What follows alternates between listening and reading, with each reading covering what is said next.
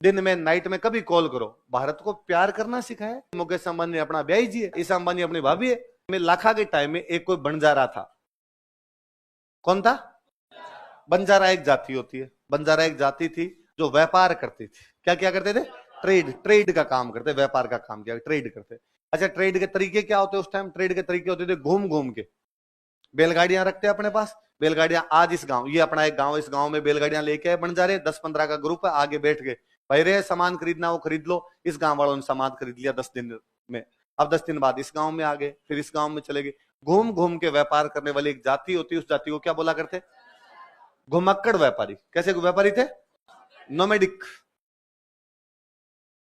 घूम घूम के जो भी ऐसा काम करते हैं उन लोगों को क्या बोला जाता है? नोमेड। तो नोमेडिक मर्चेंट हुआ करते थे, घुमक्कड़ व्यापारी हुआ करते। बंजारा, तो बंजारे क्या थे? व्यापारी। व्यापारी थे तो व्यापारियों के पास में पैसा कम होगा ज्यादा होगा? व्यापार का तो पैसा होता ही है, तो व्यापारियों के पास आया पैसा। पहले लोगों के पास में जब धन आया करता, पैसा आता, लोग सोचते यार इस पैसे का प्रयोग थोड़ा दान पुण्य में करें, अच्छे कामों के अंदर ये पैसा लगाया जाए, भगवान राजी होंगे और पैसा देंगे। तो अब राजस्थान में अच्छा काम क्या हो सकता है? पानी की व्यवस्था।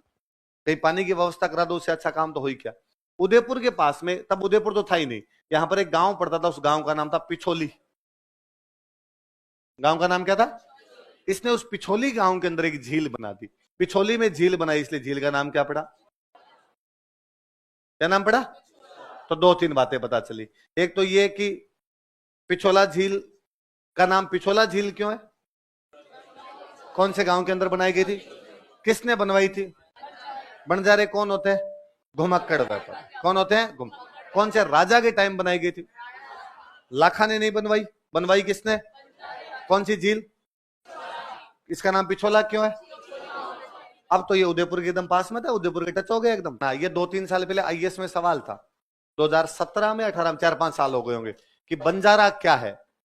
फिर नीचे उन्होंने 3-4 ऑप्शन लिख रखे। मेघालय में लकड़ी से बनने वाले पुल है ना, वुडन ब्रिज जो होते हैं उनको क्या बोलते हैं? बंजर। और लिखा हुआ पंजाब में वैसाखी के अवसर पर किया जाने वाला एक डांस। फिर लिखा हुआ दक्षिण भारत में मार्शल आर्ट करने का एक तरीका। फिर लिखा हुआ पश्चिमी भारत में घूम घूम कर व्यापार करने वाली एक जाति। लास्ट ऑप्शन हो गया, पश्चिमी भारत में घूम घूम के व्यापार करने वाली जाति, उसको क्या बोलते हैं?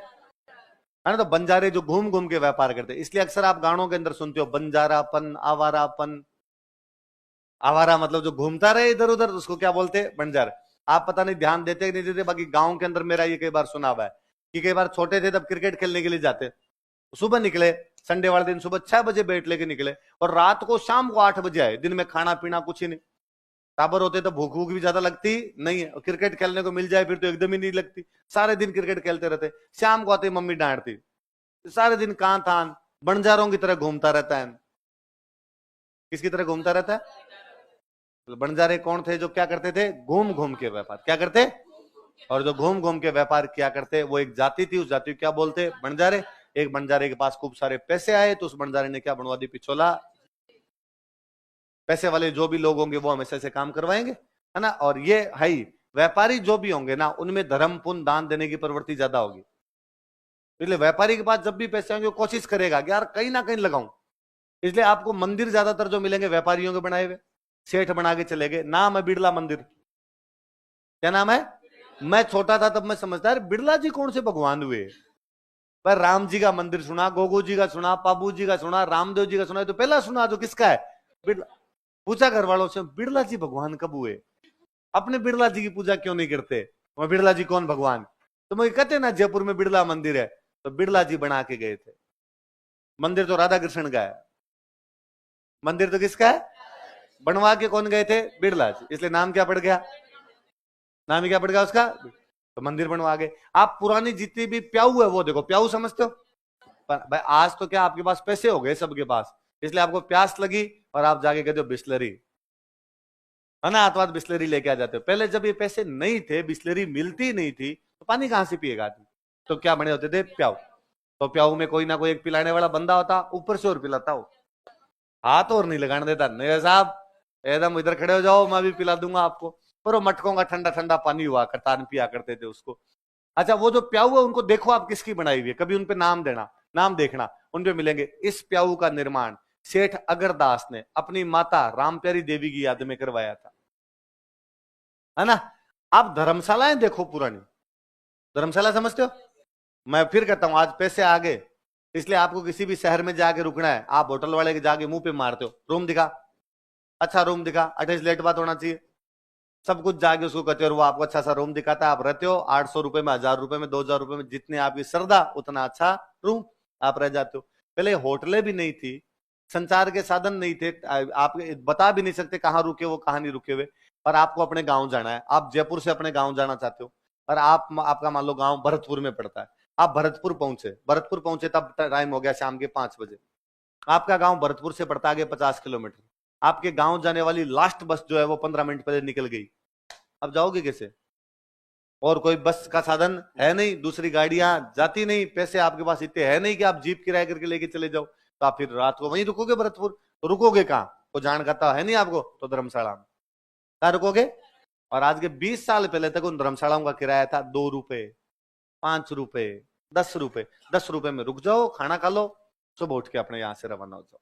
20 रुपए इतने इतने से किराए हुआ करते थे कि 10 रुपए में रह जाओ और 10 रुपए में यहाँ पे क्या खा लो, खाना। पर उस धर्मशाला पे जब देखते कि किसने बनाई है, फिर उस पे लिखा होता इस धर्मशाला का निर्माण सेठ कल्याण दास ने अपने पिताजी अगरदास की याद में करवाया था। ये सारी धर्मशालाएं, सारे प्याऊ, सारी झीलें, सारे मंदिर ऐसे जो जो पुराने, वो किसके बनाए हुए हैं, सेठों के। किसके, इसका मतलब है सेठ का कलेजा इतना बड़ा होता है कि सेठ के पास जब रुपए आते हैं वो फेंकता है कि धर्म पुण्य के काम में लिए जाए। अपने बाकी लोगों के पास पैसा आता है तब अपने 2 काम करते हैं, महिलाएं खरीदती है सोना, आदमी खरीदता है प्लॉट। महिलाएं तो क्या खरीदती है, पर पुरुष सारे क्या खरीदते हैं, प्लॉट। इसके अलावा अपने कभी दिमाग में नहीं आता कि धर्म पुण्य के काम के अंदर लगा दे। क्या कोई मंदिर को 500 रुपए चंदा दे दिया वो बात अलग है, इस प्रकार से बड़े तौर पे पैसे लगाने की बातें अपने दिमाग में, वाणियों के दिमाग में आ सकती है। इसलिए मुझे तो ये भी कभी समझ में नहीं आया कि किस आदमी ने ये सेंटेंस बनाया कि बाणिया कंजूस होता है। कंजूस तो अपने हैं जिनसे रुपए लगते ही नहीं अपने, बणिए तो खूब सारा दिलदार है, कितने कितने रुपए लगा देता है, और बणिए तो मतलब कितने यूं वो दिलदार हो सकते हैं। आज के टाइम में भी भाई, आज धर्मशाला नहीं बना, आपको सर अब तो धर्मशाला कौन बनाता है, अब तो प्याऊ भी नहीं बनाएगा, अब तो झील भी नहीं बनाएगा, अब बढ़िया और आगे निकला, अब बढ़िया बांटता है जियो फ्री। क्या बांटता है, ये मुकेश अंबानी है। मुझे मुकेश अंबानी को भारत रत्न मिलना चाहिए। पिछले 50-60 सालों में भारत का महानतम आदमी यदि कोई हुआ है तो वो कौन हुआ है भाई साहब। ये ऑनलाइन जो अभी आज देख रहे हो आप कि ऑनलाइन एजुकेशन है, ऑनलाइन शॉपिंग है, ये सब जियो के आने के बाद में है। आप टावर हो, जियो से पहले मतलब 2014-15 तक, जब तक जियो नहीं आया था, एयरटेल वोडाफोन होते। एयरटेल वोडाफोन की हालत क्या थी, 399 रुपए में 1 महीने में 1 GB 2G मिलेगा। रुपए कितने, 399, कितने जीबी, 1 GB, कितने महीने के लिए, एक, दिल्ली का नहीं, पूरे 1 महीने का, वो भी नेट कौन सा, 2G, जिसमें चक्री घूमती रहती, आधे घंटे बाद में जो आपको खोलना होता वो खुलता, और उसमें भी बंदा देख के फटाफट बंद करता, कितने MB गए, अरे यार 5 MB चले गए, अब तो मेरे पास 95 ही बचे हैं। इस प्रकार की बातें हुआ करती थी। फिर आया मुकेश अंबानी ने कहा जा सिमरन जिले अपनी जिंद, मजे करो, फ्री है, जिते कॉल करनी तुम्हें वो फ्री, जितना नेट चलाना तुम्हें वो फ्री। तब एयरटेल वोडाफोन वालों का दिमाग सेंटर में आया और लोगों ने अपनी सिम पोर्ट करवानी शुरू की कि हम एयरटेल वोडाफोन से किधर जाएंगे, जियो। तब एयरटेल वोडाफोन वालों ने फोन करने शुरू किया कि सर हम केवल 99 में आपको दिल्ली का 1.5 GB देंगे, उधर मत जाओ, हम आपको 4G देंगे, हम आपको 5G देंगे। ये जियो के आगे दादागिरी खत्म की हुई है। आप मानेंगे नहीं, एयरटेल वोडाफोन ने जियो के खिलाफ केस किया कि ये जियो ने आके हमारी दुकानदारी बंद करा दी। जियो वालों को रुपए ले, मुकेश अंबानी का क्यों लू, नहीं लूंगा, मैं किसी आदमी से रुपए लूंगा ही नहीं। सुप्रीम कोर्ट को कहा मर जाएंगे रुपए नहीं लेगा तो, लोग हमारी सिम खरीदेगा कौन, ये सबको फ्री में बांट देगा, तो उसने कहा बांटूंगा मैं, मेरे पास खूब सारे हैं, मैं ऐसे ही बांटूंगा, और नाइट कॉलिंग के कोई भी पैसे नहीं लो, दिन में नाइट में कभी कॉल करो। भारत को प्यार करना सिखाया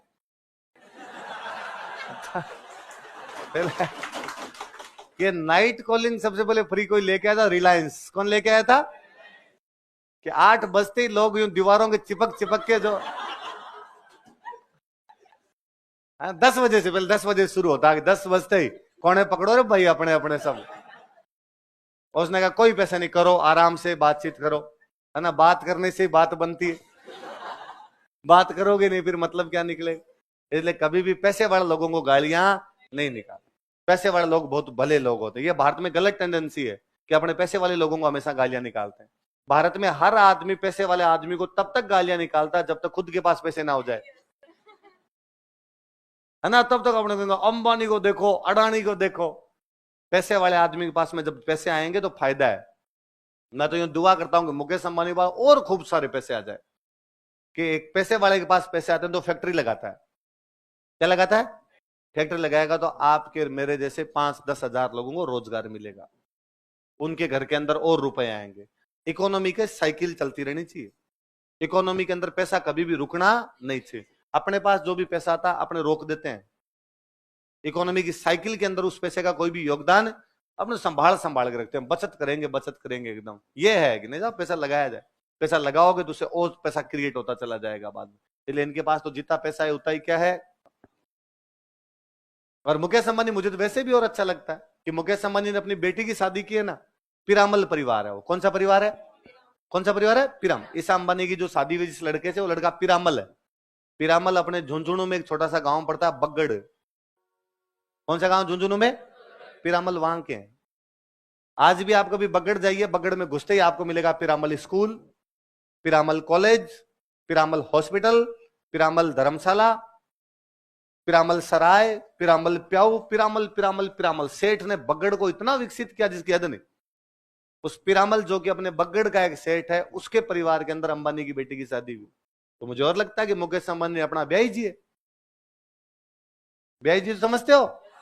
सगा जी, समधी, अपना समधी लगता है। ईसा अंबानी अपनी भाभी है।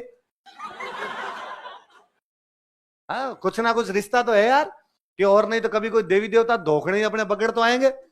पर टाबर टीकर हो तो धोख लगवाने के लिए भौमियों महाराज के भी आएंगे, झड़ूले उतारने तो आएंगे। तो इसलिए मुकेश अंबानी को तो अपने कभी भी गालियां वैसे भी निकालनी